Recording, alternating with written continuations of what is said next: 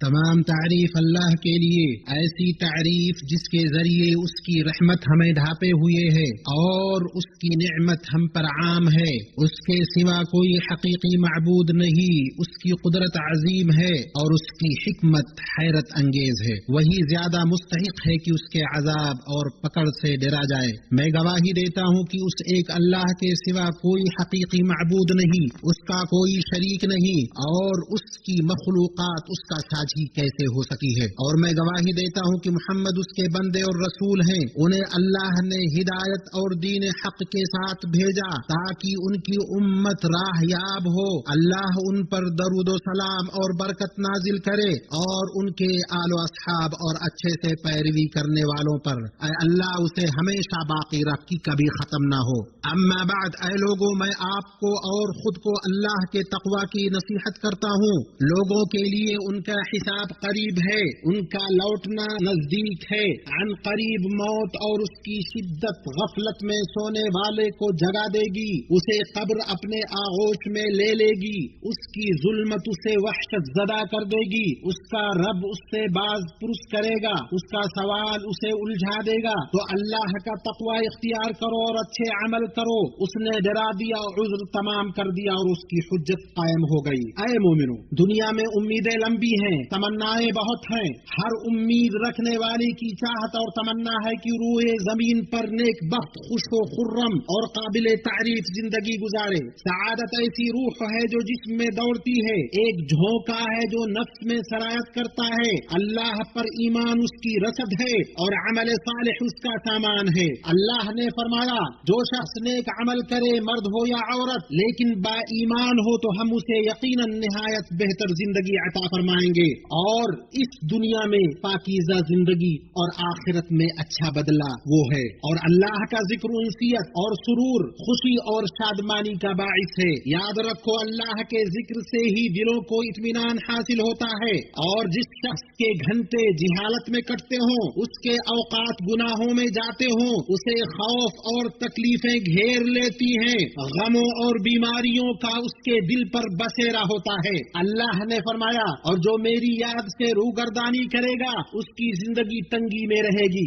اللہ نے لوگوں کے درمیان یہی فیصلہ کیا ہے جب سے انہیں پیدا کیا کہ معصیت اور خوف لازم و ملزوم ہیں۔ اے مسلمانوں، جو محمد صلی اللہ علیہ وسلم کی پیروی کرے گا، اللہ اس کے سینے کو کھول دے گا۔ اللہ نے اپنے نبی کے سینے کو کھول دیا اور ان کے متبعین کے سینوں کو آپ کی سنت کے اتباع اور آپ کے طریقہ کی پیروی کے بقدر کھول دیا۔ سب سے نیک بخت وہ ہے جو لوگوں کو نوازے، ان کے ساتھ بھلائی کرے، ان کے ساتھ جود و کرم اور احسان کا معاملہ کرے۔ اللہ نے فرمایا، احسان کا بدلہ احسان کے سوا کیا ہے؟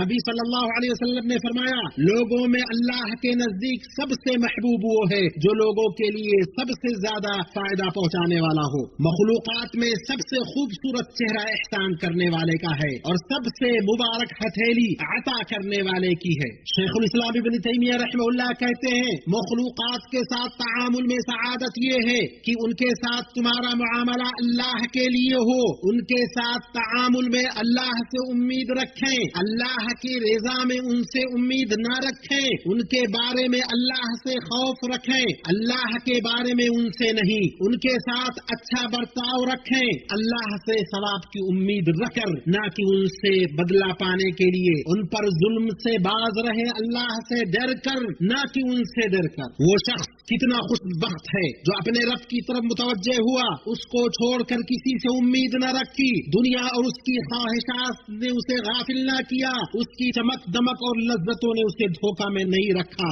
اگر اس پر عنایت ہوتی شکر کرتا، محروم رہتا تو صبر کرتا، گناہ میں پڑتا تو استغفار کرتا۔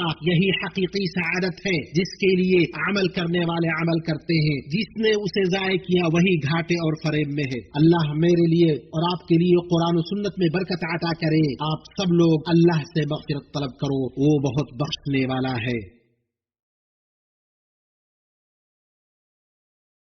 تمام تعریف اللہ واحد الاحد کے لیے ہے جو کارساز اور بے نیاز ہے۔ میں گواہی دیتا ہوں کہ ایک اللہ کے سوا کوئی حقیقی معبود نہیں، اس کا کوئی شریک نہیں۔ میں گواہی دیتا ہوں کہ محمد اس کے بندے اور رسول ہیں۔ اللہ درود و سلام اور برکت نازل فرمائے آپ پر اور آپ کے آل و اصحاب پر اور آپ کی بہتر پیروی کرنے والوں پر، ایسا درود و سلام جو پہ در پہ اور دائمی ہو۔ اما بعد، اے مومنو، اللہ کے اس کی مخلوقات میں کچھ دن ہیں جو اس کے کمال قدرت و عظمت پر دلالت کرتے ہیں اور اس کے کمال عدل و حکمت پر شاہد ہیں۔ اس کے عظیم دنوں میں سے آج ہمارا یہ دن عاشورہ کا دن ہے، جس دن اللہ نے موسیٰ اور ان کی قوم کو نجات دی، فرعون اور اس کی قوم کو غرق کیا۔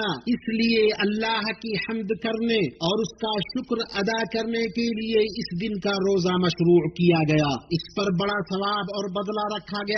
ابن عباس رضی اللہ عنہما سے روایت ہے کہ نبی صلی اللہ علیہ وسلم جب مدینہ آئے تو یہودیوں کو دیکھا کہ وہ عاشورہ کا روزہ رکھتے ہیں۔ ان سے پوچھا گیا تو انہوں نے کہا یہ وہ دن ہے جس میں اللہ نے موسیٰ اور بنی اسرائیل کو فرعون پر غلبہ عطا کیا، ہم اس کی تعظیم میں روزہ رکھتے ہیں۔ تو آپ صلی اللہ علیہ وسلم نے فرمایا ہم تم سے زیادہ موسیٰ کے حقدار ہیں۔ پھر آپ نے اس کے روزے کا حکم دیا۔ اسے بخاری اور مسلم نے روایت کیا۔ اور نبی صلی اللہ علیہ وسلم نے فرمایا یوم عاشورہ کا روزہ میں امید کرتا ہوں کہ گزشتہ ایک سال کے گناہوں کا کفارہ ہے۔ مسلم شریف کی روایت ہے۔ اللہ کے بندو، درود و سلام بھیجو اللہ کے سب سے بہتر مخلوق، اس کی شریعت اور وحی کے امین، اللہ کے بندے اور رسول پر۔ اے اللہ درود و سلام اور برکت نازل فرما ان پر، ان کے طیب و طاہر آل بیت اور آپ کی بیویوں مومنوں کی ماؤں پر۔